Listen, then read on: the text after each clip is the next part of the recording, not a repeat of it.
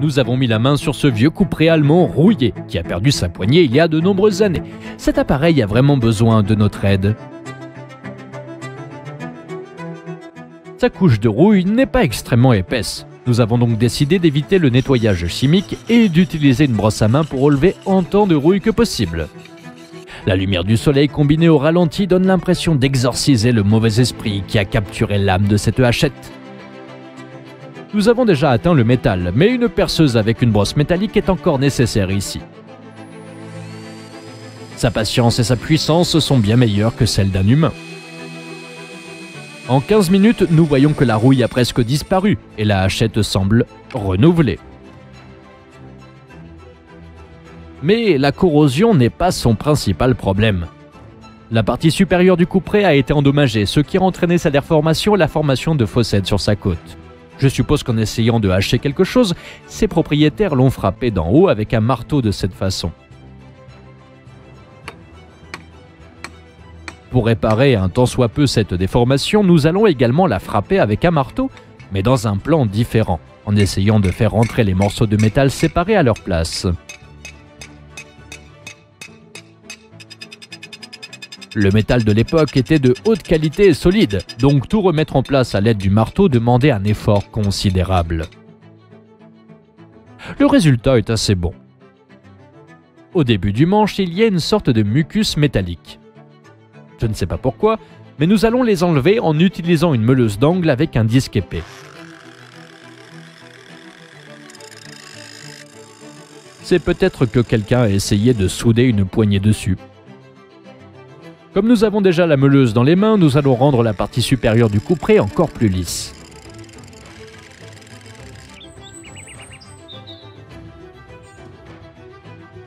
Maintenant, nous le fixons sur la table et nous prenons une perceuse conique pour lisser le trou. Je pourrais aussi utiliser une perceuse ordinaire, mais c'est mon nouvel achat et j'avais tellement hâte de voir comment il fonctionne.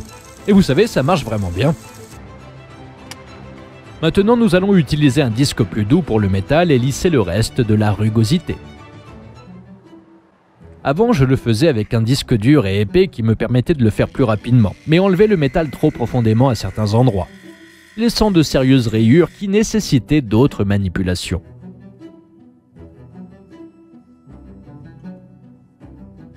C'est ce que nous avons, il n'y a pas besoin de plus. Mais nous voulons qu'il soit plus lisse. Il est donc temps d'utiliser un disque pétale avec une fraction à gros grains. Il suffit de quelques minutes pour que la surface soit encore plus belle. Une lime en acier nous permettra de polir les côtes du couperet. Travailler avec un outil mécanique manuel est plus lent, mais plus facile à contrôler, ce qui nous évite de gâcher quoi que ce soit.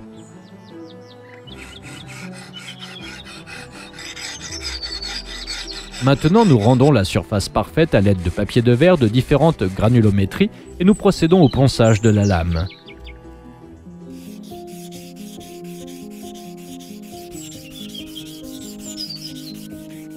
Je me suis vite rendu compte que j'avais cet outil orange qui peut aider à poncer plus vite et plus doucement.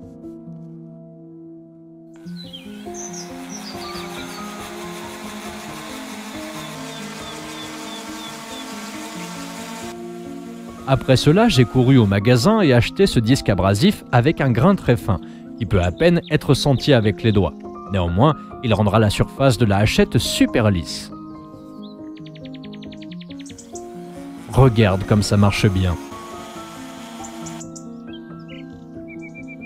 Mais pour obtenir une surface parfaite, on prend ce disque de feutre, on allume la meuleuse et on enduit du contenu d'une telle barre verte. Le frottement fait chauffer cette pâte abrasive et la répartit uniformément sur la surface, polissant ainsi le métal jusqu'à ce qu'il devienne brillant. La pâte verte devient rapidement grise en se mélangeant aux particules de métal qui se détachent de la surface. Le polissage prend beaucoup de temps, mais à la fin, en enlevant le reste de la pâte avec une serviette, nous voyons le résultat, qui impressionne vraiment.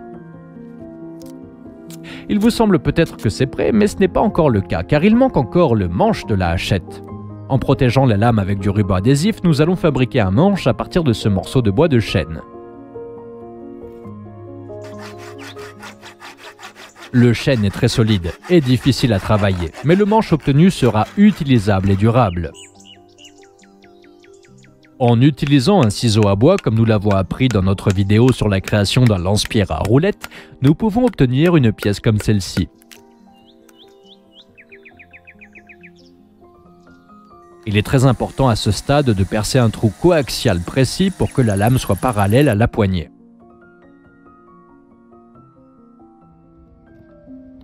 Nous enlevons la plus grande partie du bois de la pièce avec le même ciseau. C'est une excellente alternative au papier de verre qui produit habituellement beaucoup de poussière. Dans ce cas, nous pouvons couper lentement et joliment le bois en appréciant le processus.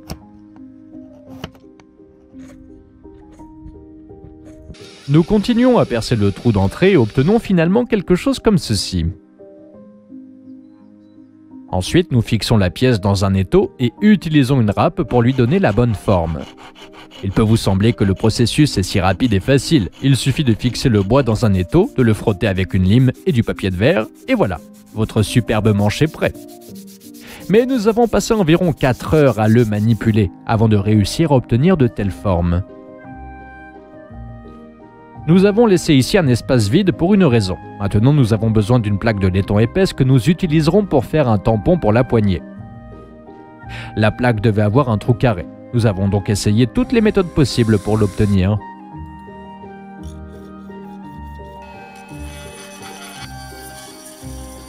Après cela, nous avons découpé un contour grossier de la pièce. Essayons-la. On dirait que ça va finir par être beau. Maintenant, il faut arrondir et polir soigneusement. Après cela, nous faisons quelques trous à l'intérieur pour une meilleure adhérence avec la colle. Enfin, nous devons mélanger la colle à 2 composants. Maintenant, nous la mettons sur les 2 parties en une fine couche et nous les collons ensemble.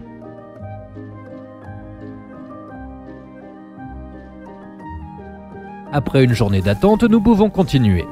Cette fois-ci, nous avons une tâche très importante et responsable. Nous devons coller ensemble le manche et la lame. Pour cela, nous mélangeons dans une tasse la même résine époxy que nous avons utilisée pour coller le burger. Je me demande ce qu'il est devenu d'ailleurs. La pièce doit être placée verticalement pour que la résine ne s'écoule pas. Maintenant, nous utilisons une pipette pour mettre la résine et la verser soigneusement dans le manche. Il est essentiel de mettre la bonne quantité de résine, de sorte que lors de la pose de la lame, la résine atteigne le col, mais ne déborde pas. Très bien. Maintenant, nettoyons l'excédent et laissons-le pendant la nuit.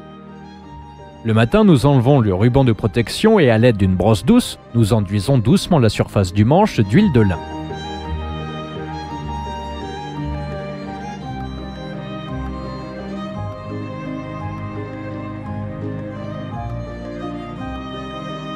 Le résultat est un beau et fiable couperet. Son but n'est pas tant de couper des tomates que de hacher quelque chose de plus dur, comme des os. Quelque chose comme des pâtes de poulet, par exemple. Comme vous pouvez le voir, la hachette les traite sans aucun effort. Même le bouchon de la bouteille est coupé en douceur avec elle, comme du beurre avec un couteau. Nous avons travaillé très dur et je pense que le résultat est vraiment cool. Ce couperet est le résultat de notre deuxième tentative de faire une vidéo. Dans la première, nous avons reconstruit cette hachette, mais tous les fichiers de la carte mémoire étaient endommagés. Donc nous avons dû tout recommencer à zéro avec une nouvelle hachette. Mais ce n'est pas grave, juste 3 jours de travail à la poubelle. Quand j'aurai du temps libre, je le finirai.